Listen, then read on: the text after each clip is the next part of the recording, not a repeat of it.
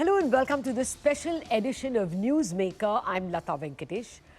The news, in a bid to increase transparency in the market regulator SEBI has written a consultation paper wanting more disclosures from what it calls high-risk foreign portfolio investors. In this consultation paper, SEBI has proposed that FPIs with more than 50% stake in a single stock or group conglomerate will need to reveal all ownership details. These details have to be given within 6 months, or there is a chance of the FPI itself losing its registration. The move comes after SEBI told the Supreme Court appointed panel that it had, let me quote the SEBI again, drawn a blank or hit a wall in terms of identifying beneficial owners of some of the FPIs invested in the Adani group of stocks. This is with respect to the allegations made by the Hindenburg report.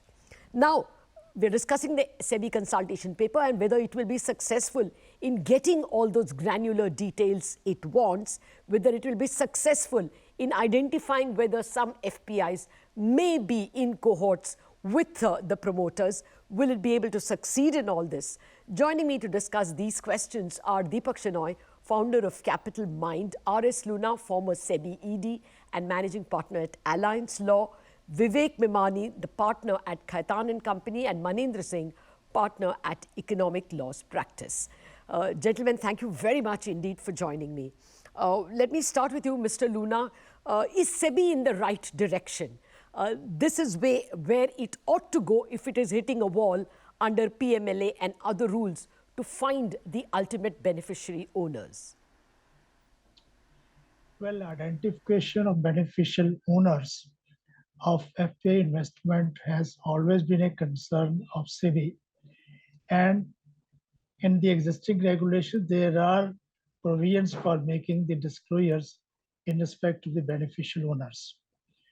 The present move is in the right direction because it is identifying the particularly high risk FPIs, which probably according to SEBI or the market insiders, they might have violated the minimum public shareholding norms or the press note number 3 of the government, whereby the investors from the border states of India, they could invest only through the government route.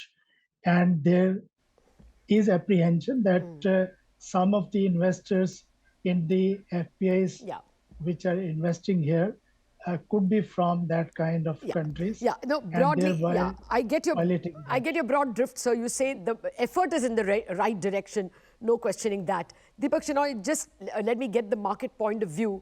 SEBI has filtered out the sovereign wealth funds, the central banks, the government pension funds, widely held or widely invested in public funds. Do you think they have clearly minimized the risk to the market? Only 6% of FPIs. What's your reaction?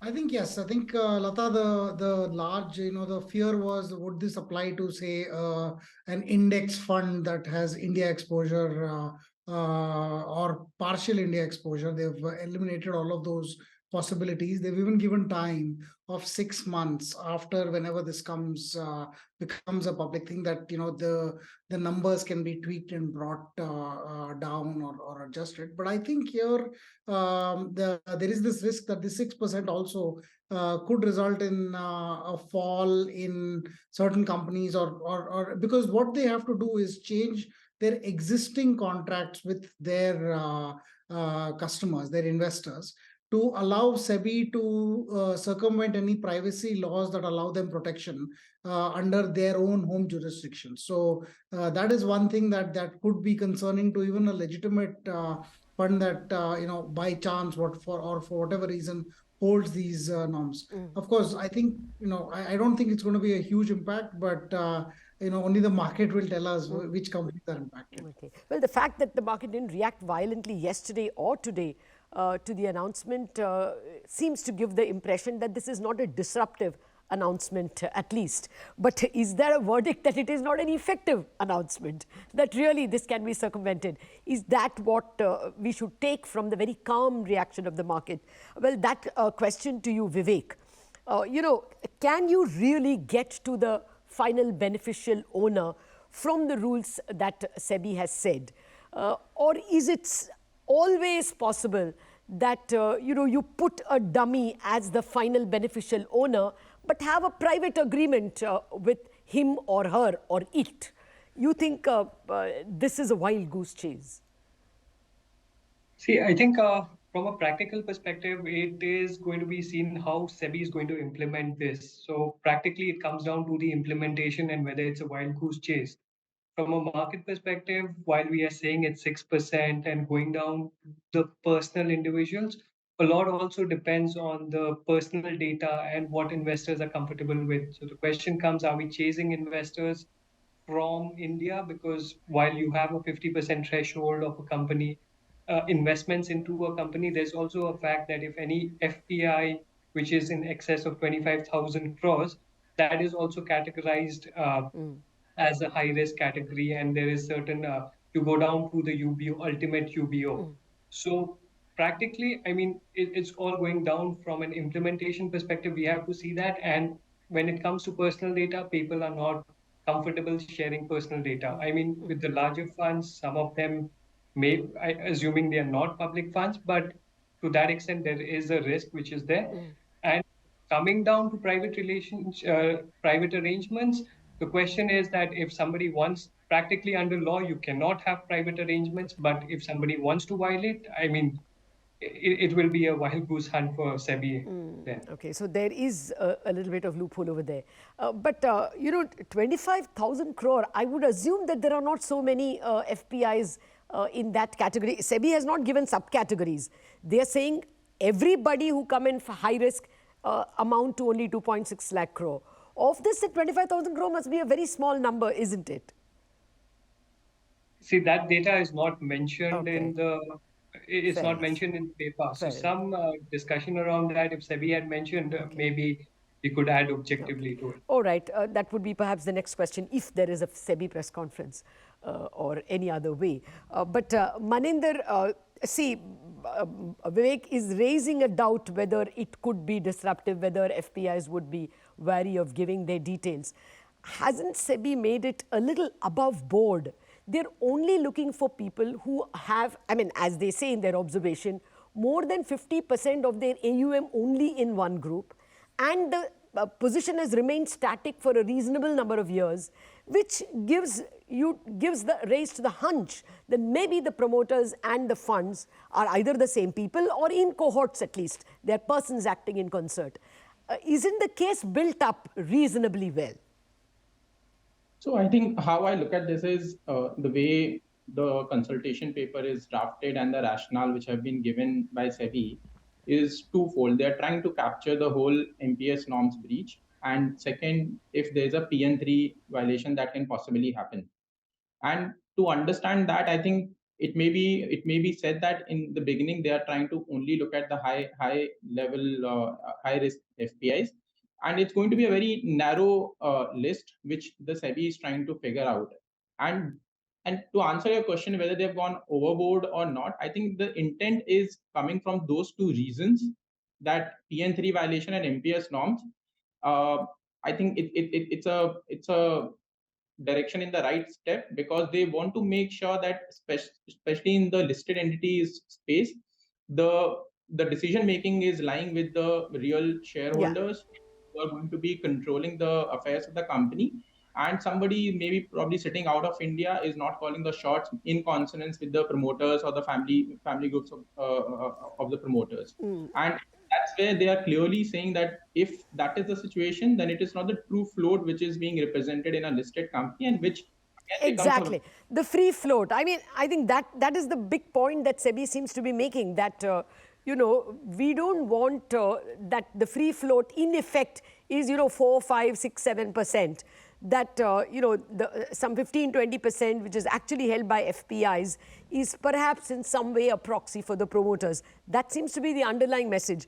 Mr. Loona, what is your sense? Should the rules have been tighter? I mean, that is one way of looking at it.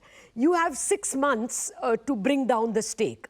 Now, if there is a fund which really wants to circumvent the rules, they can always create another new fund. New funds are given 6 months.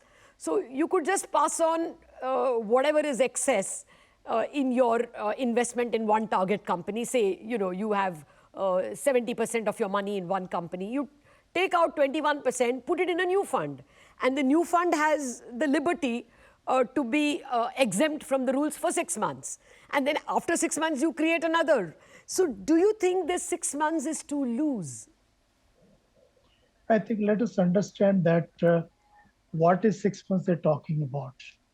They're saying that the disclosure requirements, which are additional requirements, they are required to be complied with by these high risk FPIs after 6 months.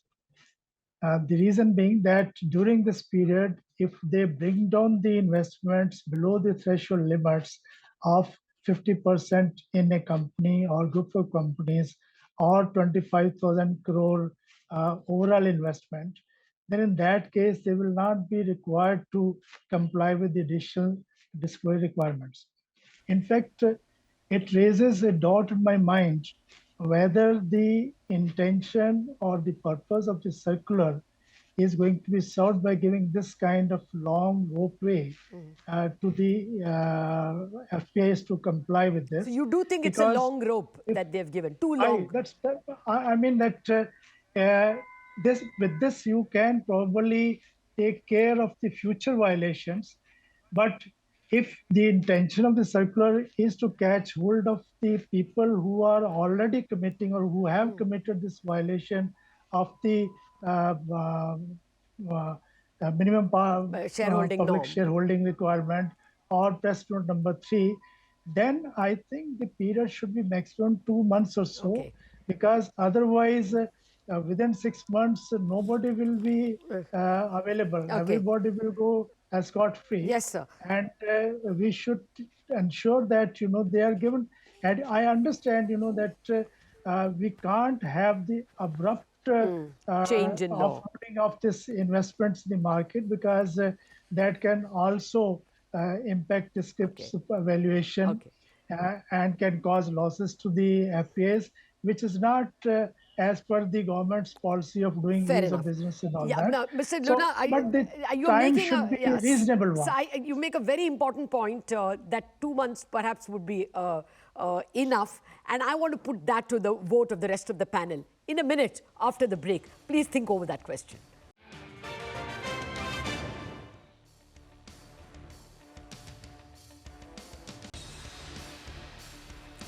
SEBI has put out a consultation paper asking that FPIs who are deeply invested in only one stock or group of stocks should give granular details as to who are their ultimate beneficial owners. We are discussing that paper with Deepak Shenoy, R.S. Loona, Vivek Mimani and Manendra Singh. Well, before going to the break, Mr. Loona made the point that giving 6 months for people invested in just one stock overwhelmingly to come down to below 50% of their AUM is too long a rope and may result in the big fish slipping out of the net. Your take, Deepak. Do you think that that's really too long? So I think, Latha, I would differ on one part. I think the 50% shareholding in one group, sure, give them 2 months. But somebody with just 25,000 crores invested in India, that's just $3 billion, has to also, comply with these norms, not just within 6 months, but any change in their investor structure, they have to inform SEBI within 7 days. I think this is very onerous, because if you have a hedge fund or let's say a soft bank that is invested in some companies at an FDI level that eventually becomes a public company, or if they have some of these investments in a public company, they have to reveal all their investors. Even if an investor sells their units in their fund Yeah. and then somebody else buys it. Yeah. I think that's a little stretch. This Okay. and 25,000 crores should be an upwardly adjusting figure. Fair It's too enough. small. I think both you and Mr. Loona should write to the SEBI, because anyway, that's what they have put the consultation paper for by June 20th. But, you know, I'll leave the press note 3 aside, because that's a category by itself and the minimum public shareholding is another category. The minimum public shareholding is perhaps more likely to impact stocks. Therefore, Vivek, on that point, do you think that, you know, if you gave these 6 months, first of all, it's a long period, and then there is a separate rule which says that this doesn't apply, this 50% shareholding exposure, disclosure norms doesn't apply to newly set up funds for a period of 6 months. Put together, is this a loophole that needs to be plugged? No, Latha, I don't think it's a loophole, because for any genuine fund to actually start operations, so if you look at the category which is not covered is a hedge fund. So for any genuine hedge fund to set up and start operations, you need to raise capital over a period of time. And the 6 months is something which you actually need to comply with, say, the 50% threshold to build your portfolio. So that is a reasonable time which is provided. Today, even if you look at the FPI regulations, SEBI gives you 2 years to actually ensure that the NRI criteria of 49%, 25% is met. Sorry. So this is the flexibility which should be provided. And Okay. All when right, it comes okay. to You can't take out 6 months from the new fund. But what about Mr. Loona's point that why should you give people who are already over 50% in one that- stock? so for that, definitely You think that can. merits reduction to 2 months or whatever? That definitely, I think, merits. You can look at that because it's already. Deepak, do you stand on that? Sorry, I think I missed reducing the already existing overwhelmingly invested funds to bring down their stake in one stock below 50%. Don't give them 6 months, give them just 2 months. Yeah, I agree with that. I mean, I think having more than 50% in one stock or group it's astounding that you know a fund would do that. But so you Fair can enough. do it. So the motion passes at least for the moment 3 out of the 4th. Manendra, your view? Sorry, can you repeat that question? The same question that SEBI says that if you are already invested over 50% of your AUM in just one stock, that's too much. We give you 6 months to bring it down below 50%, or give us all the ultimate beneficial owners. Do you think 6 months are needed for you to find out your beneficial owners or to bring down your stake? Should you not be given much less time? The House believes, 3 persons believe that 2 months should suffice. Yeah, I think SEBI is trying to give a staggered period of for people to think through if there is an ability to make the disclosures, which is the requirement that they are trying to come up with, or then over a period of 6 months, then you try and seek an exit and bring down your shareholding below 50%. Imagine a situation if it is a very short period also, then it will have some tremendous impact on the share market as well. I think SEBI is trying to slow down the impact that, let's say, if any were to get out of the stock market expert doesn't think there is an impact. Deepak Shenoy, he's a very important person from the stock market. He doesn't think it's going to be disrupted. Manendra, so, I mean, I'm just wanting to know whether, so basically you don't support 2 months, you think they should be given more time. Is that your contention? I think for any law to be implemented, and there is a reasonable expectation for any person to whom it is implemented, that there should be a reasonable time period for that person to be given to figure out the ways and means to be able to comply with some stringent norms. And this is a stringent norm which is being brought onto the book. No, yeah, you know, you can agree with some parts. I mean, I take Vivek's and your point that a new fund needs to be given 6 months. But some other part of the consultation paper can always be, you know, objected to or improved upon or tweaked. Deepak, I thought you raised your hand. You wanted to say something about this 6-month period. Yeah, I mean, actually, there is the period, you know, the way the rule is structured is any new FPI, whether they meet these norms or not, are also required to take, an assurance from their own shareholders that they will, in case they breach these norms at some future date, they will also they're empowered to, SEBI is empowered to ask them about their granular details. and even if they are not in breach right now. Yeah. So I think that's also going to be a problem. Whether the 2 months is in place or not for existing, the new ones will also get No, impacted. yeah, but they, I think, are given some time, I think 10 days or something to bring down. If on a stray day you go above, it's not all that cast in stone. There is some elbow room. And maybe SEBI will extend it to even 15 days if people like you write to them saying that this could be cumbersome if you have to ask existing shareholders that in future, if I am in a violation, can I? That's a fair point, and maybe you should write to SEBI on that. See, my bigger point is, Vivek, okay, or let me put this to first, Mr. Loona. Do you think people may slip out of this by being able to create new funds or in some fashion having private agreements? And in the end, the SEBI consultation paper and final framework ends in giving a clean chit to the wrong people. Is that a possibility, Mr. Loona? Yeah, I mean that if you give such a long period, then as I mentioned earlier also, then the intention of catching hold of people who have already committed violations of MPS requirement or press note number 3, and then that possibility will be remote because you're given them a long time to comply with all this. Okay. So if there's a shorter period, then probably there's a possibility to catch hold of that. That's a very important point. So, the SEBI should not be so red in the face that it gives a clean chit to the wrong people. Very quickly, Vivek, I'm sorry I can't put it to everyone. Do you think it makes life difficult for the good guys? See, reporting, etc., is tedious. So the 7-day reporting is extremely hard, and that's something which is going to be disruptive. Okay. All right. So perhaps some changes to the 7-day reporting you could extend that a wee bit, perhaps. Yeah, I can understand for extremely large funds that will be tough. So perhaps different recommendations for the press note 3 guys and different recommendations for the minimum public shareholding. Right? It talks about the UBO, you go right up to the individual who's there, so which is a difficult task. Yeah, I take your point. Gentlemen, it was a pleasure speaking with you. This is just our kickoff for the discussion of a very important consultation paper. And at least we've got one thing which 3 out of 4 of you are telling SEBI, don't give 6 months, that's dangerously too long. You probably want to shorten it, but you may want to lengthen the other periods, like 7-day reporting period in case you flout the law briefly. Take a point on that, and I hope SEBI is listening. Thank you very much for joining us in this very interesting conversation on the SEBI consultation paper. Thank you very much for watching. News and updates are lined up for you after a break.